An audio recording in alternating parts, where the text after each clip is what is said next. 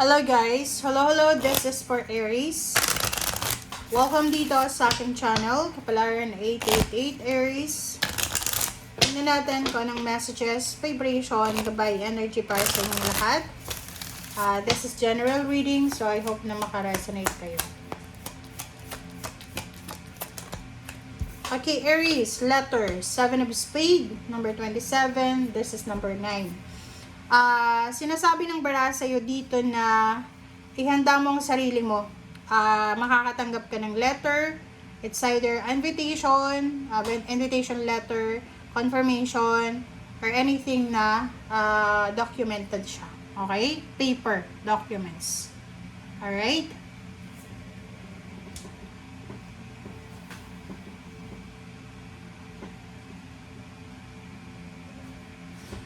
Alright, so let's check. Ano pa ba?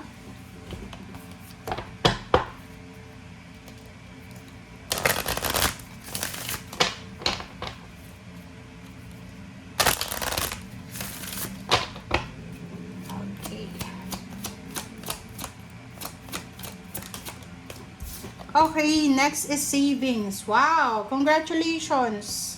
Congratulations, Aries, kasi sinasabi ng bara sa'yo na kung halimbawa ngayon na nakafocus ka sa pagsisave ng pera para sa future mo, sinasabi ng barahan na good job daw. Okay? Good job.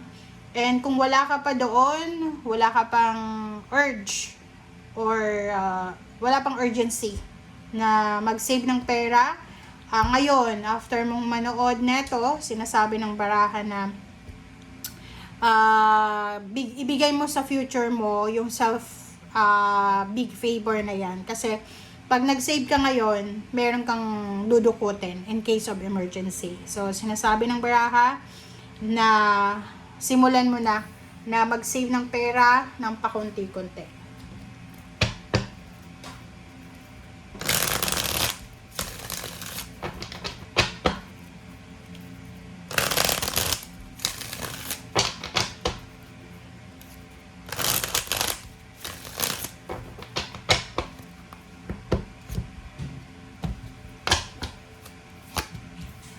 Okay, next card is 10 of Swords, 5 of Wands, 9 of Pentacles, King of Swords, and then Queen of Swords. Okay, dito sa baraha mo na to, Aries, nakikita ko na maybe there's there's an issue about sa relationship, family, or about money. So, ano yung ibig sabihin yan? Maybe may mga problema kayo, may mga misunderstanding, miscommunication, competition, or whatever man yan. Sinasabi ng bara sa'yo dito na ano man yan na hindi pagkakaunawaan, possible na there's a reconciliation, matatapos na yan.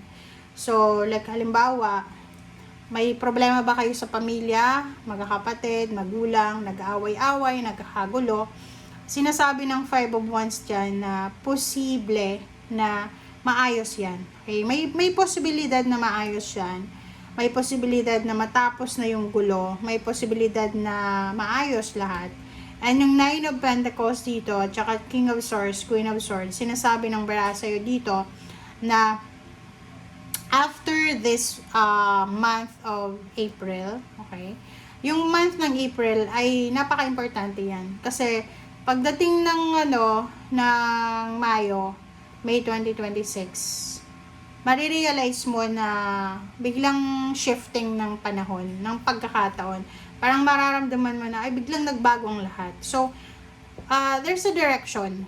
Okay? Bago matapos yung taon ng 2026, mayroong direction dyan na gustong ipakita sa yung universe. And yung direction na yan ay posibleng makakatulong yan sa'yo. Makakatulong yan sa'yo para ma-recover mo lahat ng nawala sa'yo and matutulungan ka para sa mga learned lessons na yan. So, marami kang maiintindihan, maraming matututunan ka bago matapos ng taon.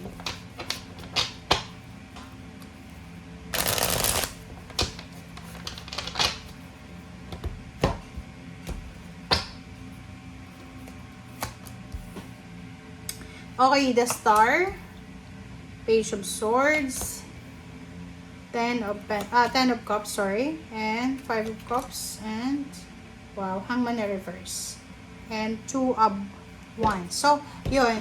Ang nakikita natin dito na lahat daw ng sacrifices mo, lahat ng mga pinagdaanan mo, ay may kapalit yan na tagumpay. So, wag mong i-invalidate yung sarili mo. Like, parang, halimbawa, sasabihin mo na magsi-self-pity ka na walang kwenta, wala kang na-achieve, ganyan-ganito, no?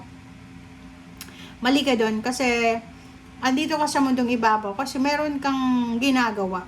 Okay? Kasi yung mga taong wala nang ginagawa, wala na sila dito, di ba? So, nandito ka sa mundo kasi nandito ka. Mayroon kang journey, mayroon kang, kumbaga, expedition tayo na gagawin sa buhay natin. Okay? Page of Swords and the 5 of Wands. In the near future, sa mga susunod na buwan or linggo or kahit taon, be careful ha. Mag-iingat tayo sa pakikipag-away, mag-iingat tayo sa pakikipag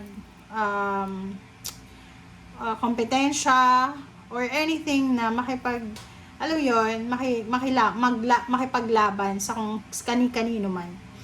Another is 9 of Pentacles and 10 of Cups. Nakikita ko sir dito na buong pamilya, okay, yung pamilya mo, buong pamilya, ay sobrang magiging masaya and contented kayo. Kasi, isa sa mga financial wishes nyo, isa sa mga financial dreams nyo, ay posibleng makuha nyo na.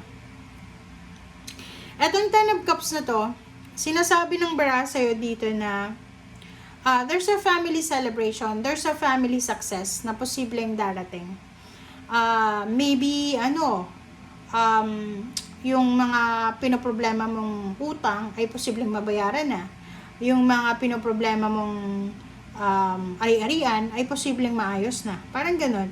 So, celebration. So, marami kang dapat na ipagsaya. Kasi marami kang blessings diba? King of Swords and 5 of Cups. So, dito naman, sinasabi ng baraha na ano man ang direksyon na itinuturo sa atin ng universe, kailangan natin na i-grab na yung opportunity na yan. Diba? Sa panahon ngayon, hanggat hindi naman siya illegal, pasukin mo na. Okay? Kasi sa panahon ngayon, guys, alam mo ba, kung mapapansin nyo, yung mga taong madiskarte, sila yung umaasenso sa ngayon. Yung mga hindi masyadong nahihiya. Kasi tingnan mo sa social media, yung mga tao talagang malakas yung confidence nila.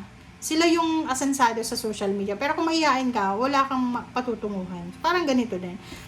Para hindi ka daw magsisi sa bandang huli, lahat ng opportunities, pasukin mo yan. Sinasabi ng bara sa'yo na isang plano mo dati na matagal mo siyang kino-contemplate, ang posibleng matutuloy na. So, I don't know, ano bang plano yan? Lumipat ng bahay, lumipat ng trabaho, mag-travel, whatever plans na matagal mo nang hinahang, ang posibleng matutuloy. Okay? Thank you guys. Bye!